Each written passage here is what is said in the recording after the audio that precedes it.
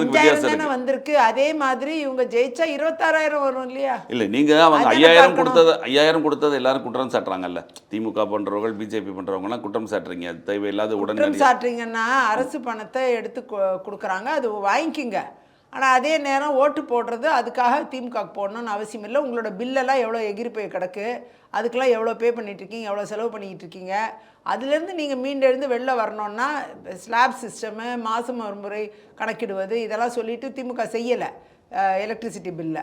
இப்போ இந்த மாதிரி விஷயங்கள் எல்லாம் அதிமுக வரும் பட்சத்தில், தேசிய ஜனநாயக கூட்டணி ஜெயிக்கும் பட்சத்தில் நிச்சயமாக இது எல்லாமே நடைமுறைக்கு வருவதற்கான சாத்தியக்கூறுகள் இருக்குன்னா, ஒரு மாதத்துக்கு 26,000 கிடைக்கிது இந்த மகளிர் உரிமை தொகை மட்டுமே.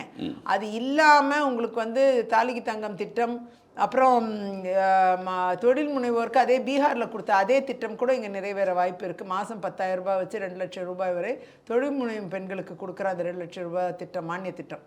அது மாதிரி இந்த மாதிரி திட்டங்கள் எல்லாமே இன்னும் அதிகமாக வர்றதுக்கான மற்ற மாநிலங்கள் 20 மாநிலங்களில் பாஜக ஆட்சியில் இருக்குது. அங்கே எல்லாம் இது அமலில் இருக்குது இந்த திட்டங்கள்லாம். இந்த 1000 ரூபாய் உரிமை தொகை 1,500 2,000 ரூபாவாக இருக்குது ஆல்ரெடி. இருக்கிறதுலே கம்மி உரிமை தொகை கொடுக்கறது தமிழ்நாடு தான். இதுவே மற்ற மாநிலங்களில் எல்லாமே பாஜக ஆள்ற மாநிலம் எல்லாத்துலேயுமே 1,500 2,000 ரூபாய் வரைக்கும் கொடுக்குறாங்க.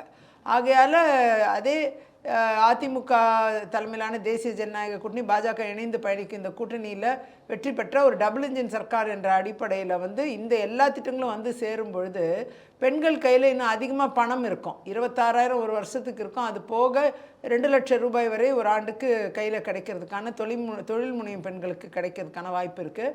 அப்படி பார்க்க போனால் 2.5 லட்சம் ரூபாய் வரை ஒரு பெண் கையிலையும் அந்த பணம் இருக்கும் பட்சத்தில் தொழிலுக்குன்ட்டு ஏதாவது ஒரு இன்வெஸ்ட்மெண்ட் பண்ணி அபிவிருத்தி செய்யலாம். அது நீங்கள் பாஜக நேரடியாக ஆளக்கூடிய மாநிலங்களில் பாஜக அதை செயல்படுத்த இல்லை, அதே கூட்டணியில் ஆளக்கூடிய பீகார் மாநிலத்திலையும் செயல்படுத்துகிறாங்க.